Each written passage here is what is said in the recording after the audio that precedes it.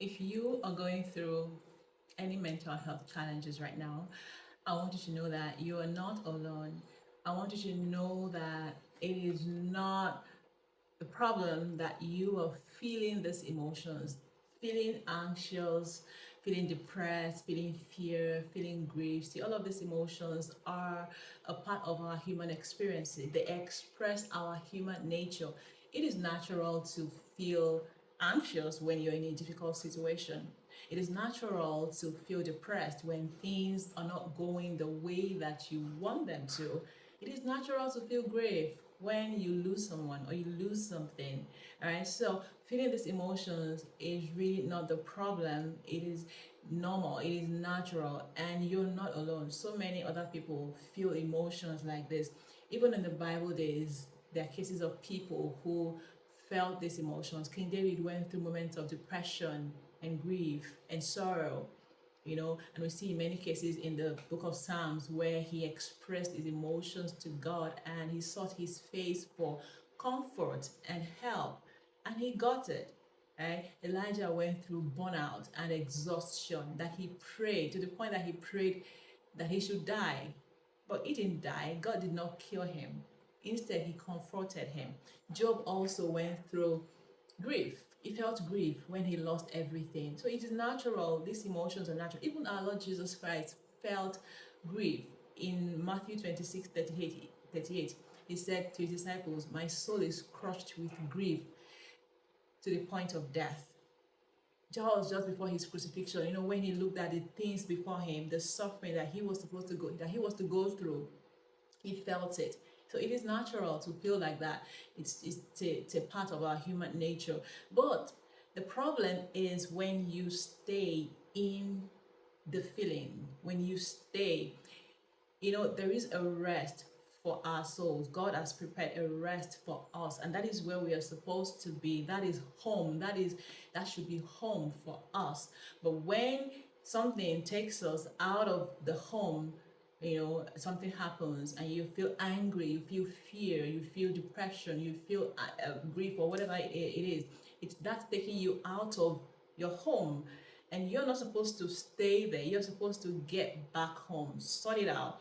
Whatever it is you need to do, you sort it out and get back home. It's just like when somebody goes out. When you wake up in the morning and you go out, you don't stay out. Okay, you go to work, you go to school, or you just get out to do whatever it is you need to do in your day. When you're done, you come back home. You have to come back home, right? Yeah, so that is the same way. There is a home, but a lot of people don't know this, and so when things happen that gets them depressed or anxious or grieving, they stay there. Now, there are a number of reasons why people stay in these emotions, and when you don't know why you're in that emotion, it is hard to get back. Or when you don't even know that there is a place to get back to, all right, when you don't know that you have a home, you stay out. Okay, so number one reason is that people don't know what to do to get back. They don't know the way back, how to get out of that state, that emotion, that mental health struggle, that state of emotional anxiety or whatever, and get back. Number two is that they are ill prepared for life's challenges. And then the third one is they actually enjoy it. It's possible to actually enjoy being depressed. Yes, I've heard somebody who told me that, he's depressed and he actually likes it. Some people actually like the pity party that they put up for themselves, and they actually enjoy that people are pitying them, and people are maybe at that time people show them some care, people show concern, and they enjoy being there.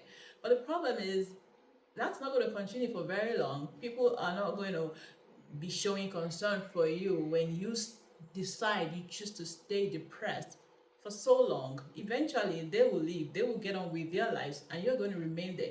And if you stay there for too long, it will be the longer you stay there, the harder it is to get out. Okay, so it's not a place to enjoy being, because that's not your home. And you know that when you stay in these emotions for too long, it can be an inroad for the enemy to attack you. Just like a man who goes out in the morning to go to work or school or whatever he has to do outside of his home, and at the end of the day, he doesn't go back home. He chooses to stay out. It's getting dark, it's getting late, the midnight. He still stays out alone. He's not going back home. he can easily get attacked. He can get attacked, he can get robbed, he can get killed even because he's out of his home. So you cannot get attacked when you are in your resting place, when you're secure in your home and you're guarding your gates.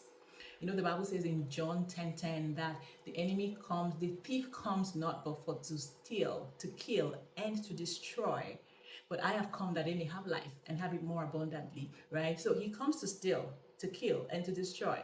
How does he do that? He first lures you out of the home. When you are out of the home, when you're out of your peaceful state, something happens that takes you out of the home, gets you depressed, gets you anxious, gets you angry, gets you fearful of whatever emotion you're feeling that is not peaceful. You're out of the home. So he lures you out of the home. And when you're out, it's easy to get attacked because you're not where you're supposed to be. You're not secure anymore. You're not in the security that you should be in anymore. So it's easy to get attacked that way. That is why we have to understand that it is important to guard our gates, to guard your heart. And when something happens that takes you out of the home, you need to deal with it and get back. And even though we have the victory, okay, because Jesus said in John 16:33 that he has overcome the world. So even though there will be trouble in this life, but we should be of good cheer that he has overcome. So we have the victory already, but we still have to be watchmen. We have to watch our gates. That is why he also says in Matthew 26:41 that watch and pray so that you will not give in to temptation. All right. It is easy to give into temptation when you're depressed, when you're angry, when you're anxious, when you're fearful, when you're grieving, because you are vulnerable in this state. So it is easy. So that's when he comes. The enemy comes to tempt you, and you can easily give in when you are in this emotion, right? That is what he does. He lures you out of the home.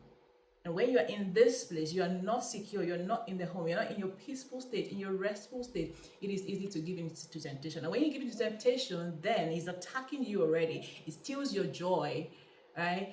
It kills your faith, it kills your peace, your joy, and then it leads to destruction. So we need to understand that even though these emotions are natural reactions to the things that happen around us, we cannot stay there, right? When your mind is secure, because really the things that happen to us are a product of our minds. So when your mind always finds its way back to the resting place, then you're secure. And whatever it is that is happening on the physical that is not aligning will eventually align. It's going to be all right. All right, it is, just know that it is going to be all right. Don't let yourself stay depressed. Don't let yourself stay in these emotions.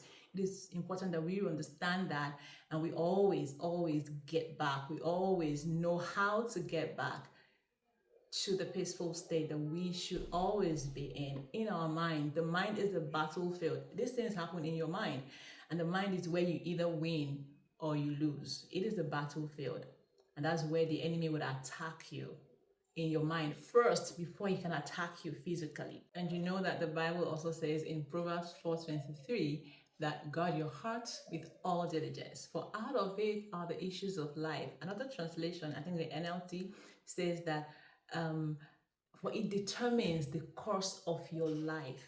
Your heart, your mind determines the course of your life. Whatever is happening in your mind is what is directing your life, is what is pushing you in the directions that you're going. So what should you do when you feel these emotions? I think the problem with, when people feel these emotions is because of the stigma around mental health illnesses. Okay, so we live in a world where everyone is trying to pretend to be okay. And when people think that when you share your emotions, when you tell someone that you're depressed or you're anxious or you're going through grief or whatever it is, people judge you. So people are afraid of being judged or being laughed at. And that is one of the reasons why a lot of people do not acknowledge what they feel. The first thing is to acknowledge what you feel. Don't try to hide it. Don't try to deny that you feel the emotions. Okay, it's important to acknowledge it. Awareness is the first step to healing. You have to be aware of what you're feeling and acknowledge that you're feeling these emotions.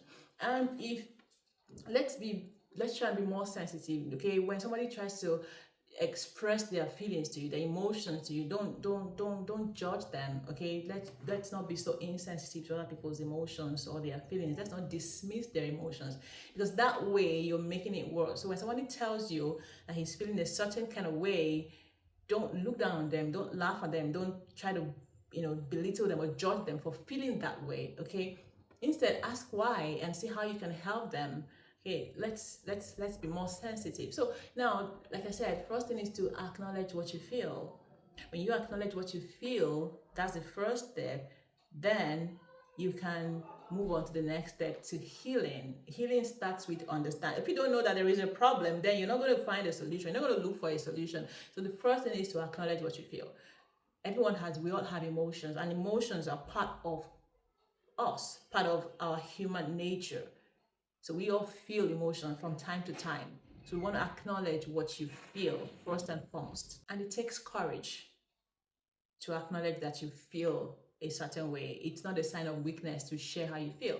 Number two is to know. Once you know this is how you feel and you acknowledge it, to know that, okay, it is not a place to stay in. You cannot stay here. It's not your home to live in. All right. Something took you out of the home and brought you into this place. Yeah, something has to take you back.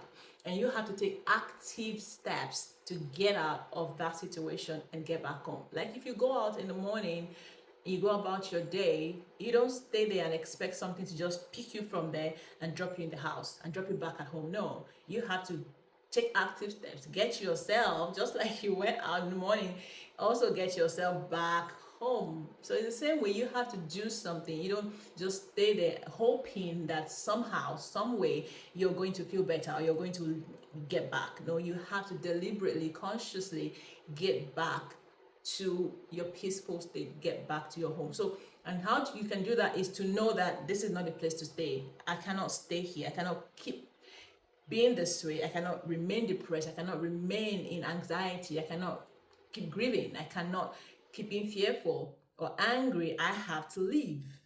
Once you agree that you have to leave, then a way will be made. You know, you will find your way to leave. Because if you don't take active steps to leave and get back, then your state of mind will attract more things that will make you keep feeling that way. So for instance, if you are depressed and you choose to stay there, you don't get out of that state, you're going to attract, because like attracts like.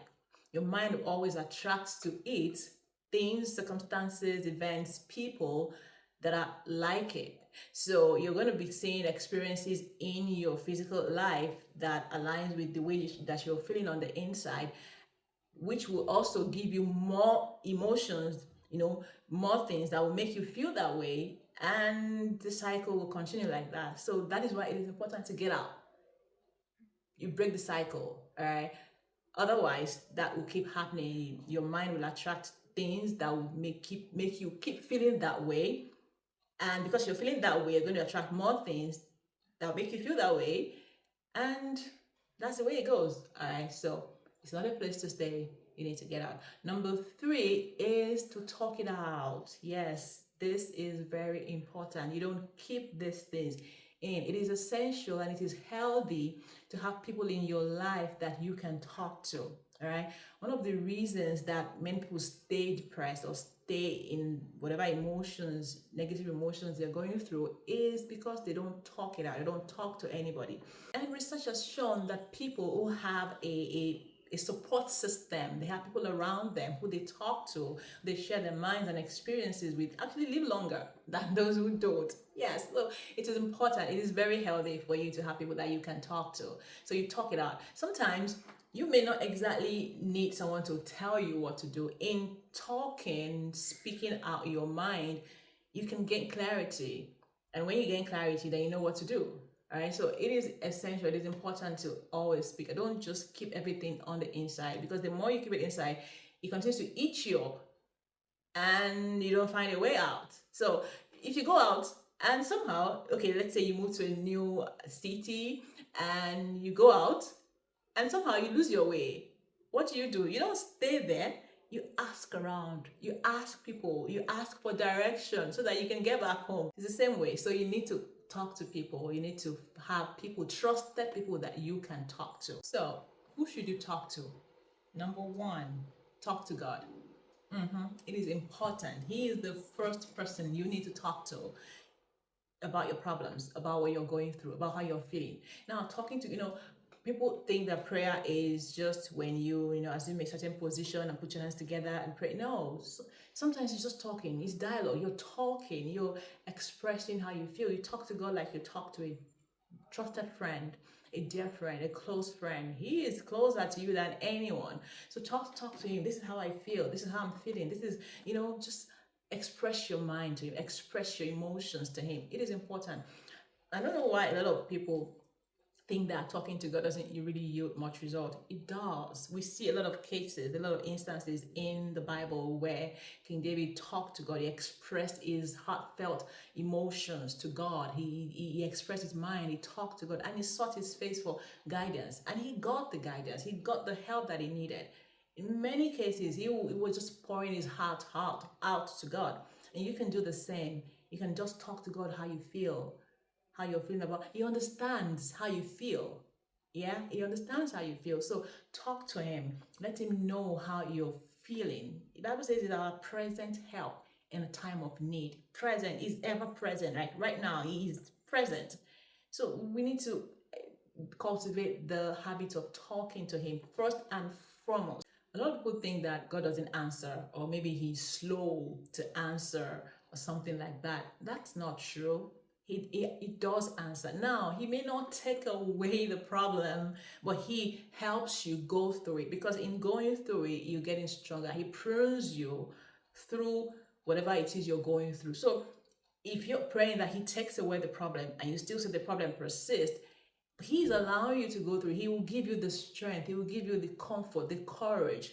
His grace will always be sufficient for you to go through it successfully. He said, when you go through the fire, you're not born. It doesn't say you will not go through it, right? But it will not hurt you.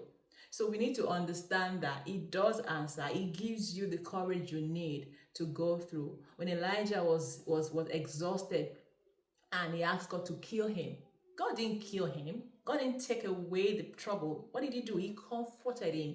He sent a bird to give him food, and he ate, and he got the strength. He got his strength back, and he continued. All right, so God answers. Talk to him. Number two person is a trusted friend. You can talk to a trusted friend, a mentor, a leader, maybe your spiritual leader, somebody you trust, somebody you know, somebody that can encourage you, that can hold you by the hand and help you in your journey, that can, give you some words of encouragement and maybe shed some light or give you some clarity in whatever it is that you're going through. It is important. Someone you trust. And then number three is you can talk to a professional, all right, a therapist, a psychologist, or somebody that can understand, that can help you understand how you're feeling, why you're feeling what you're feeling. Because sometimes when you don't understand what you're feeling, it can be challenging, or why you're feeling that way. So you think that you have a problem, you think that you're the problem, and you wonder, why are you feeling this way? Or you're like, why am I feeling like that? I don't understand why I'm feeling like this. Yes, there's a reason you're feeling like that. There are some psychological processes that happen that make you feel what you're feeling. So this person will help you understand what you're feeling and help you understand why you're feeling that, and then how you can get out of that, how it will help you heal, start the healing journey. And this is also important.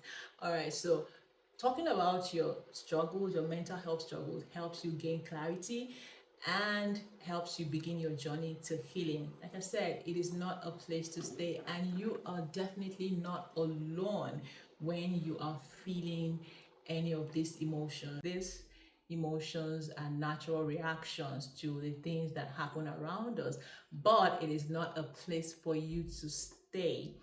When you understand that, you will take active steps to get out of that and be whole and be happy. Remember, he wants your soul to prosper. He wants you to be in good health. He wants you to prosper and be in health, even as your soul prospers. That is what God wants for you, and that is what you should also want for yourself. And because that's what he wants for you, he has provided that for you. And you should take advantage of that and get into that and live a beautiful life. He has made a beautiful life available for us. Yes, he said, I have come to give that they may have life and have it more abundantly. This is life. This is the abundant life that God has for you, and it is your right to live in it. So I will see you in my next video.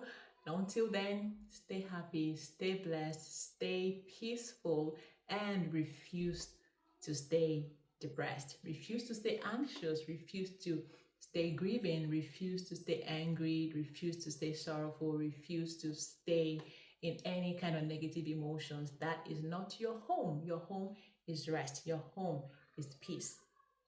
Take that place and live there. And I pray that you will find the light and you will find your way and you will find the healing that you need and the comfort you need, the courage to go through whatever it is you're going through and come out stronger and better. God bless you.